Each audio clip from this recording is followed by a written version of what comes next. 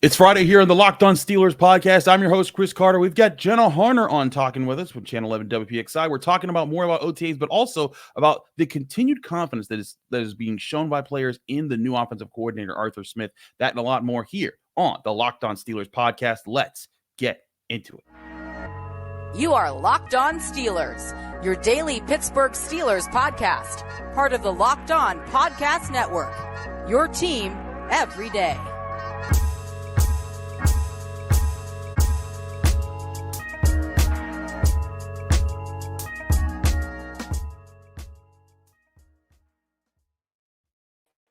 Hello and welcome to the Locked On Steelers podcast. I'm your host, Chris Carter, bringing you your daily dose of all things on the Pittsburgh Steelers. As always, you can find the show in your favorite podcasting apps and on YouTube. Like this video if you enjoy it. Subscribe to this YouTube channel to get all of your daily Monday through Friday episodes, as well as our bonus content. We thank you for making us your first listen every day because we're your team every day. And today's episode is brought to you by Game Time. Download the Game Time app, create an account, and use code LOCKEDONNFL for $20 off your first purchase. Terms and conditions apply. As I said before, we're joined again by Jenna Harner. She's back on this show. Jenna, we're so great to have you back. We've now been through 2 weeks of OTAs. We got 1 week left of OTAs and then minicamp before the big break between the Steelers spring practices and summer training camp here. One thing we continue to hear, Jenna, is there's a different tone in the room, especially around Arthur Smith and how this offense is being conducted. What's in the sense you've gotten the chance to get from some of the offensive players you've talked to? It is so intriguing just hearing how excited all the players in the locker room are about this offense and how different it is. And look, this was going to be the case no matter what. It was going to be a new offense. A lot of these guys are really young on this team, so it was going to be a learning adjustment no matter what. But you just hear so many of the guys, Calvin Austin, Connor Hayward, even Russell Wilson and Justin Fields, when we talk to them, talk about what this offense is and how everybody's roles are changing and how things look different and feel different. And it's going to be a lot different than what we were used to seeing over the last couple of years here. And there's going to be a lot involved with a lot of different players. I keep going back to Connor Hayward. I'm trying to remember honestly what day it was because every day is blended together at this point. But when we talked with Connor Hayward at some point over the last 6 sessions or 5 sessions of OTAs, he said everyone's role is changing here. He's like, we're all getting used to all of the new parts of this and the new looks here. But I believe he was also the one that said, correct me if I'm wrong, Chris, that they feel like they have the potential to be one of the best offenses in the NFL just based on what they've seen up to this point. How much of that is what we didn't see last year and what Matt Canada had implemented versus what Arthur Smith has. But you just get this sense across the board that a lot of the guys love this offense and love what they've already started to see in just the early portions of these OTAs here. Absolutely. And to get that, I showed some clips of certain Steelers throughout the week. We had Broderick Jones and Dan Moore Jr. on yesterday, but I'm going to show them again because they talked about a lot of other things too, including Arthur Smith's impact on the offense. Here's Broderick Jones talking about Arthur Smith. I feel like Arthur Smith is a different pace or a different structure to how you guys are approaching things day in and day out, the expectations and what you guys are working on. Yeah, it's definitely a different expectation. Just with a whole bunch of different changes going around. He does a good job, like making sure everybody knows what's going on in meetings on the field. If they don't, he loves when players ask questions, you know what I'm saying? Like, he loves to break it down and explain it like in simpler terms for you if you need it. And he just comes with the juice, you know what I'm saying? Like, he has the juice every day, like that he wants to be the best offense in the NFL, you know what I'm saying? He wants to have the best offense in the NFL, and, he lets us know that every day. So, we just go out there, try to put our best foot forward every day, trying to take those baby steps to being the best. So some of the things there do sound like, hey, that sounds like standard stuff for the offense. But I think part of it is what you're hearing from them is saying, hey, like he's engaging us in ways that are helping us move forward. He's helping things there. And those are things that I think that these players are kind of getting at. Like this wasn't a regular thing for the Steelers over the past few years. Broderick Jones last year is all he had a chance to know. But I think it's been very interesting to hear from players who experienced it last year and for years prior and seeing like, hey, we had some dysfunction in the offense before, but at least in OTAs, and it is just football in shorts, at least in OTAs, it is getting a bit sharper there. And it was so interesting too, because Calvin Austin made very similar points. And one of the things that he really highlighted was the confidence that these guys have, but also the accountability that there is on this offense now, where in their meetings, they're talking about what they want to accomplish on the day. They're talking about what they need to improve upon. They're talking about what goals that they have. And then during practice, during these sessions, they're making sure they're being held accountable. They're having guys call each other out when it's like, hey, you weren't in the right place here. Hey, this isn't how we're supposed to do it. This is how we're supposed to do it this way. And not necessarily that they didn't have that last year, but I feel like we didn't hear the conversations about those types of things last year or even years prior with Matt Canada's offense, the way that we're hearing this now. And again, this might also just be the fact that this is a new offense, a new coordinator who's demanding different things in different ways. But I do want to believe at least this just seems to be a step up from what this team was doing on offense the last couple of years in just terms of like the way they go about their business, how they handle things, how the conversations are had, and how they find ways to improve, find areas to improve on, and can find different parts and pieces of what is working well and what isn't. Absolutely. And you brought this up when Calvin Austin said it. Isaac Seumalo said the same thing. But that word accountability, I think, is a big thing for this Steelers team. And part of it, it's always a tricky road, right? Because there's a lot of people, there's some people that operate to say, hey, I'm not going to get on somebody else because I'm going to focus on me and make sure I'm doing my job before I criticize anybody else out there. But at the same time, teams need leaders who are so good at their jobs that they then can criticize people. And it's like, hey, I can criticize you because I'm getting the job done, which you see on defense, right? Like we saw, heck, Minkah Fitzpatrick was going at Terrell Austin at the end of the Packers game last year. He was like, hey, no, do this defense. We got to get this one out there. You need people like that to get those kind of things done. And that's where I think there could be a difference for the Steelers is if they have more players like that on offense. But here's the thing is that if you operate with that kind of mindset, who on the offense over the past even couple years has had the prowess or the success to be able to say, hey, get behind me and I'm going to tell you, like TJ Watt clearly can say that. Cam Hayward can say that. Minkah Fitzpatrick can say that. But on offense,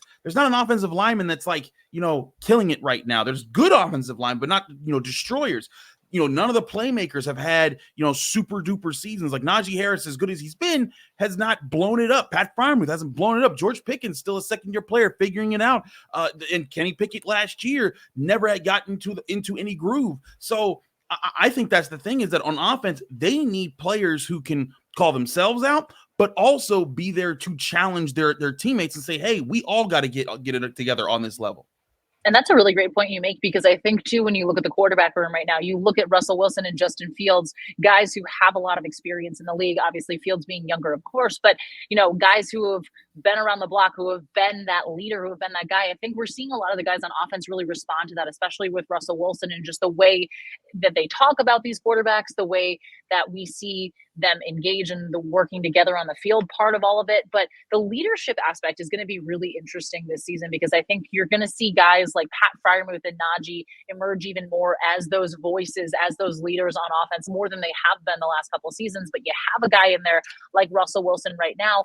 And then I think Isaac Seumalo, which is so funny because we always hear how quiet of a guy he is, how he's a man of few words, but he seems to be embodying a little bit of that role too, where especially a lot of these young offensive linemen, Troy Fautanu, Zach Frazier, have told us multiple times they are going to Isaac Seumalo and picking his brain. I remember after a rookie minicamp, Troy Fautanu said something to the extent of, I am probably, I'm trying to make a good first impression. I'm probably going to be bothering him a ton. And I told him, I'm going to be asking him question after question. But I think that we're seeing a much more positive shift just in all of those types of ways and those types of, the way that these guys are working with one another. And basically, again, not to say last year there was any sort of toxicness or anything, but I think that this is just kind of this, like, this offense feels like it has a fresh start. At least that's what it feels like to me, just based on all the new pieces, everything that has kind of been turned over from a year ago. And it's like, hey, they're moving forward, and there's a lot of confidence with the way in which this offense is moving forward. Absolutely. I want to talk more about this offense and get more clips of players on the show. We'll do that here in a second. On the Locked On Steelers podcast, I'm your host, Chris Carter, here with Jenna Harner. Stick with us. We'll be right back. But first, I want to remind you this show is brought to you by eBay Motors. Passion, drive, and patience, that's what brings home the winning trophy, and it's also what keeps your ride or die alive. eBay Motors has everything you need to maintain your vehicle and level it up to peak performance. From superchargers to roof racks, exhaust kits, LED headlights, and more, whether you're into speed, power, or style, eBay Motors has got you covered. With over 122 million parts for your number one ride or die, you'll always find exactly what you're looking for, and with eBay's Guaranteed Fit, your part is guaranteed to fit your ride every time, or your money back. Because with eBay Motors, you're burning rubber, not cash. With all the parts you need at the prices that you want, it's easy to turn your car into the MVP and bring home that win. Keep your ride or die alive at ebaymotors.com. Eligible items only. Exclusions apply. eBay's Guaranteed Fit only available to U.S. customers.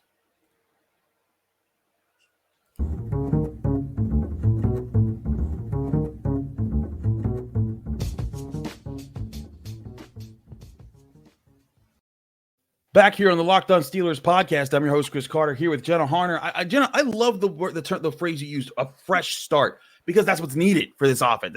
They definitely need a fresh start after how bad things have been. And it's even past Matt Canada. Really, since the 2017 season when they got rid of Todd Haley, the offense never got a chance to click under Randy Fichtner. The offensive line aged out. The playmakers aged out. The quarterback aged. Everything has had to completely rebuild. And the attempts at it the past few years have not worked. It is not, they've gotten certain things to work at times, but there's nothing straight. And I think it's been really interesting to see the conversations that have happened kind of over the frustrations that happened over those years, and how they're trying to get rid of most of those problems in one off season, getting these guys to be like, hey, past is the past, put that behind us, focus on what this new identity of a team is going to be.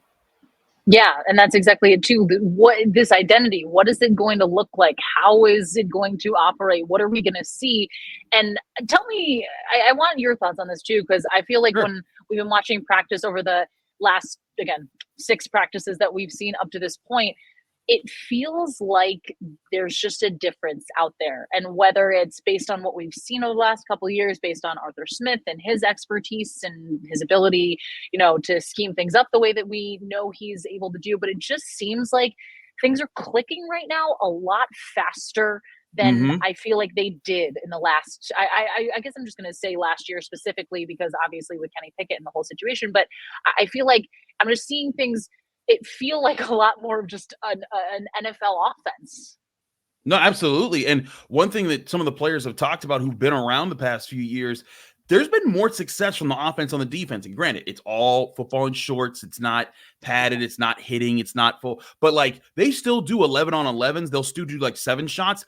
And typically in the past few years, Jenna, the defense still dominates those. They would be like, no, This is ours. Thank you for doing this. But the offense is putting up some resistance. And I think part of that is there's more orchestration. There's more coordination. The offense seems to be more pointed in what it's trying to do. And the players are achieving those goals. And I think part of it's also, Russell Wilson at quarterback, he is understanding, hey, this is where I got to go with the ball. This is what I have to do. And this is what the role is within the entire scheme.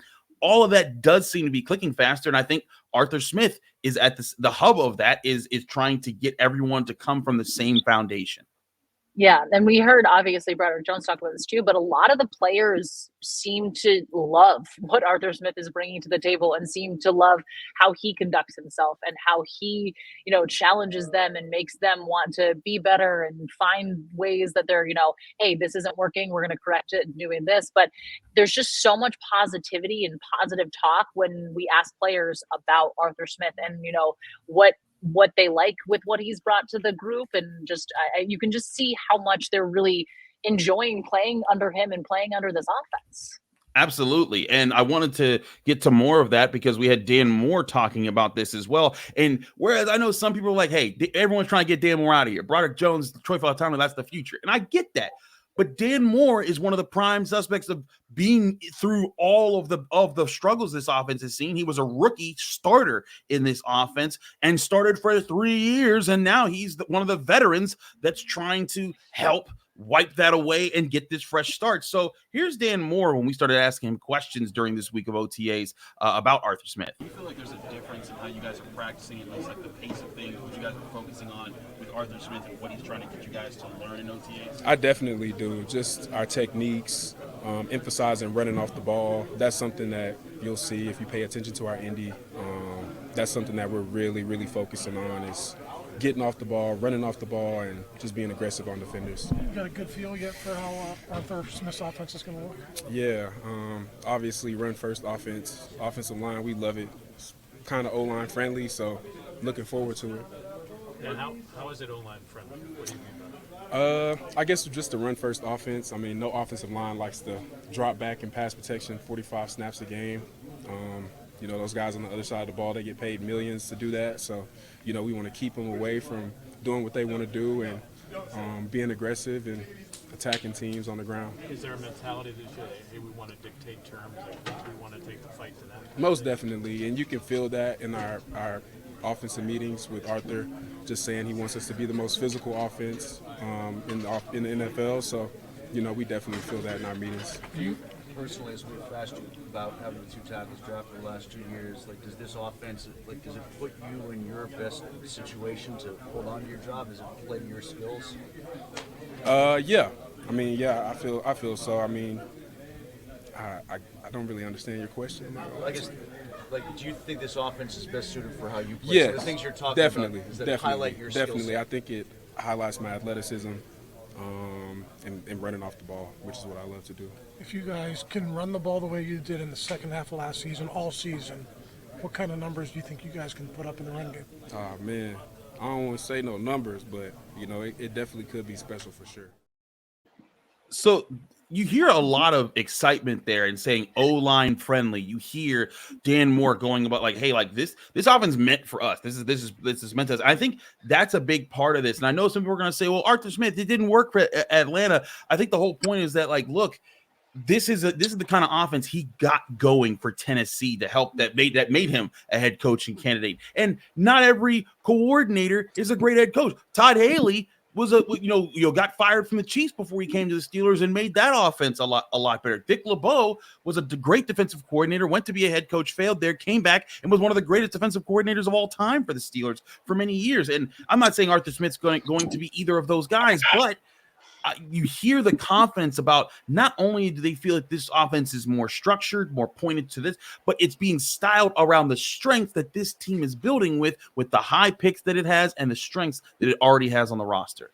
I was going to say it leans exactly into what the identity of this team wants to be. I mean, gosh, how many times did we hear how much this team wants to run the ball, how much they want to utilize and find strengths in the run game and be able to dominate on the ground? How many times do we hear Mike Tomlin talk about, winning those battles in the trenches?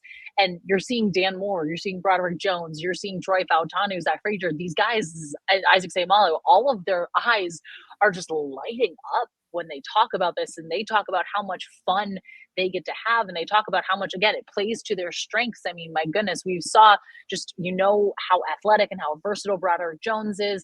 Obviously, Dan Moore talking about the ability to be able to do that for him as well. Troy Fautanu, I mean, at Washington for Fautanu, they schemed things up for him. I think we're going to start to see a lot of things like that so that these guys and their athletic versatility and their just pure dominance can be highlighted, and they can find strengths in, hey, we're going to run the ball. We're going to, make it really, really difficult for you to stop us. We're going to run the ball when we're going to run the ball, and we're still going to beat you. So I think that is just one of the strengths of what we're starting to see. And again, you're seeing how much fun these guys are having in it. But back to your point too about Arthur Smith and kind of, people saying, oh, well, he failed as a head coach. Some coaches just do better in a coordinator role. Some coaches might not find that head coach role, find the success out of that. But when they come back to what they love about the game and what they love, what got them to, again, that point in the first place, I think that this, and yes, it is very early. It is week 2 of OTAs has concluded, but I think that this right now, based on just what we've heard, talking to the players, what we've seen at practice, this seems like a very good fit, not only for Arthur Smith with the Steelers and being the offensive coordinator, but all of the players playing in this offense. It seems, again, marriage is all good in the beginning stages and the honeymoon phases of all of it. It seems like right now the honeymoon phase between Arthur Smith and the Steelers is going real well. Will that change? Of course. If they start losing, things can happen, obviously. But I think right now what we're seeing, it's a very good fit for both sides in just what they're looking to accomplish and them checking off their goals the way that we're seeing them check off their goals. Absolutely. I think that's the whole thing is that, we can't, we could sit here and we could make up things that we're seeing, or we could pontificate. But all we're saying is that from all the observations, people are feeling confident. People are feeling that the offense is being shaped towards the strength that they have and the identity that they want to be. And that is something to report on, which is why we're talking about it here on the Locked On Steelers podcast. But there's been a lot of talk about how Arthur Smith wants to, how he might incorporate tight ends into this offense. Darnell Washington got to talk. We talked about the tight ends a little bit this week. I wanted to get words from Darnell Washington's words on the show and get your thoughts on that, Jenna. We'll do that here in a sec, here on the Locked On Steelers podcast. I'm your host, Chris Carter. Stick with us. We'll be right back.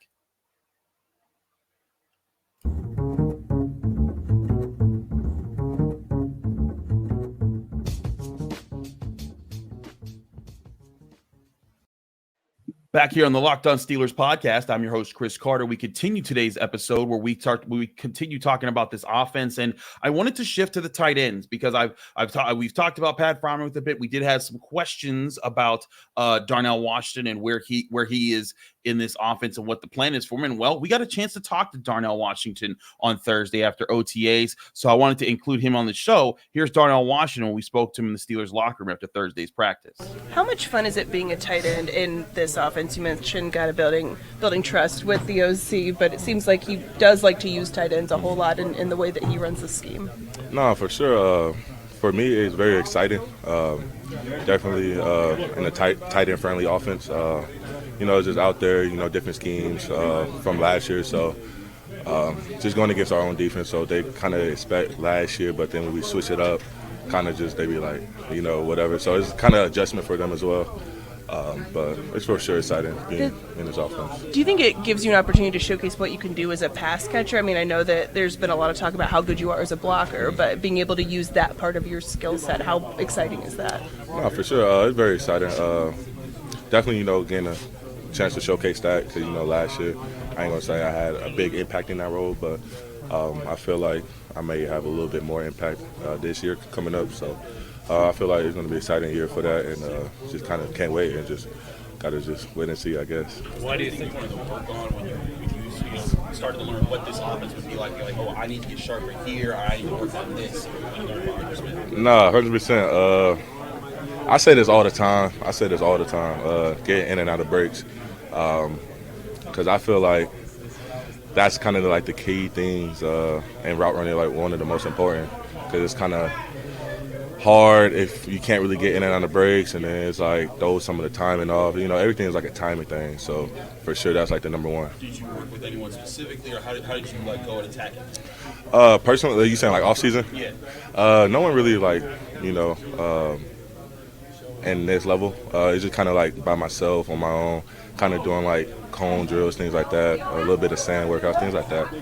You get chased around by your kids. I mean, you use them to help you get in and out of breaks. Yeah, a little bit. I mean, kids are kids, but I always want to play, but for sure, yeah.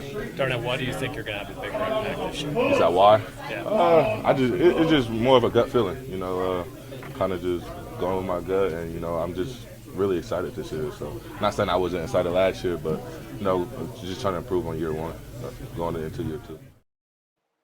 So a lot of different things from Darnell, but I wanted to highlight there, Jenna, him specifically talking about, him trying to get in and out of his breaks. I asked him, I'm like, hey, like, what are some of the things you wanted to work on? And he's talked about also, like, that's what he needs to do to work to be in this offense more. And that was part of his weaknesses coming into last season, was route running, was his ability to get to start and stop. Now, the Steelers also, we talked about all season long, he still, even when he was open, he wasn't getting the ball thrown to him. But I do get the sense that Darnell Washington understands that, like, there's going to be a chance for him to do a lot more in this offense, especially with veteran quarterbacks who I think are going to be more adept at getting him the ball and checking down to him in certain situations, but also an offense that's going to try to actually use him more and let him use his athleticism to create easy yards for the Steelers. Yeah, and that was something too when we talked with Connor Hayward last week. He mentioned, how much he feels tight ends are going to be utilized in this offense, and that has to be incredibly exciting for Darnell Washington, Connor Hayward, and of course Pat Freiermuth. You look at Arthur Smith, though, when he was with the Falcons and his usage with tight ends, and that kind of tells a lot. It gave a lot away. I have to double check on like the specifics of the stats, but I believe they were top 3 in passes thrown to tight ends last year, if not top 2, in terms of all 32 teams in the league. So we know a little bit coming in, obviously, with Arthur Smith's offense. They want to run the ball. They find ways to incorporate tight ends, but this seems like it's going to be a very tight end friendly offense. I think also for a guy like Darnell Washington, who had 10 catches or 10 targets last season, only 10. And correct me if I'm wrong, but one of those was a pass from Connor Hayward. Mm-hmm. So no, you're absolutely right. He was thrown the ball by quarterbacks 9 times last season. A guy who we know has so many strengths, not only in his run blocking, but his pass catching ability too. So I think that for him, and again, you see the excitement on his face, he knows what's going to be coming this year. He knows he's going to have a lot more opportunities to be able to make plays for this team. And it did feel like last year too, when he was targeted, there were big plays that he made. I feel like at least however many of his catches he had, a lot of them were like on 3rd and long that kept the drive going, something we didn't entirely see a lot throughout the season. Absolutely. And I think that's part of the issue here is getting him the ball in situations that will be of advantage to the Steelers. Like, this is a guy who's 6'7". He's 6'7", 260, 280, whatever he is. And he could go up and get the football. He may not be able to run the smoothest route, but throw that man a fade in the end zone once in a while. Like, once again, when you get inside the 10, give him a shot, and he might outjump somebody, or he might just win a jump up. Like, that just wasn't a part of the Steelers' offense. And I think that's part of what I think Arthur Smith is going to be trying to work in, is more reasonable ways to use the Steelers' strength and skill sets and incorporate it into the offensive plan. And it sounds like even Darnell Washington, a guy who, like you said, got 9 targets from quarterbacks last year, was basically a forgotten part of the offense outside of when he was throwing blocks in the run game. Even he seems excited for what this team is going to try to do this year. And you mentioned the word strength, and I feel like that's a big point that we've hit on kind of throughout this episode here is Arthur Smith seems to be playing to the strengths of this offense. This team wants to run the ball. They have 2 very talented running backs in Najee Harris and Jalen Warren. They have beefed up an offensive line that has the ability to be a very, very, very above average, good, solid, consistent offensive line in the league. And they have, again, tight ends and weapons. And it just seems like Arthur Smith's offense is really just playing to, hey, here's all of the good pieces of what we have. How do we make this entire machine work as best as it can together? How do all of these wheels turn together? How do all of the cogs fit in that way? And it seems like that's exactly what he's doing with this offense here. Absolutely. Jenna, we'll see a lot more of this as OTAs continue on here. Week 3 of OTAs starts next week. We'll be there ourselves all week long, as will Channel 11 WPXI. But then after next week, you get one more week of OTAs, or not, 1 week of mini camp, and we'll get this, and then that'll be the final look at the Steelers before they head into training camp in late July. Jenna, thanks so much for joining us here on the Locked On Steelers podcast. Let people know they can find you, follow you, and get more of your work. Well, Chris, thank you as always for having me. It was a pleasure to join you guys on this Friday. You can find me on Twitter at Jenna Harner 11, or I guess X. Are we calling it X now? I don't know entirely. To me, it's still Twitter. So you can find me on Twitter at Jenna Harner 11, Instagram Jenna_Harner, and locally and online, WPXI Channel 11. Got a lot of great stuff. So always stay tuned. Absolutely. She's Jenna Harner. I'm Chris Carter. Follow me on Twitter and Instagram at Carter Critiques. Read my work at the Pittsburgh Post-Gazette, post-gazette.com. Find me here on the Locked On Steelers podcast every day, Monday through Friday, breaking down the Pittsburgh Steelers right here on the Locked On Steelers podcast. Back Monday, talking more about your Pittsburgh Steelers right here on the Locked On Steelers podcast.